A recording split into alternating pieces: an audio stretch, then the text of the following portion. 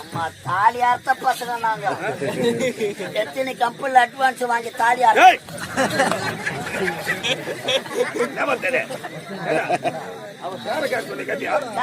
சொன்னல அவர் சொல்லவில்லை. இப்போது உன் பேரை நான் கேட்க போகிறேன்.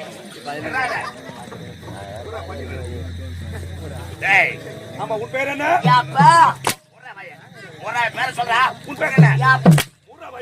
பேர சொல்றா. கூத்தாடியா சொல்லுவாங்க.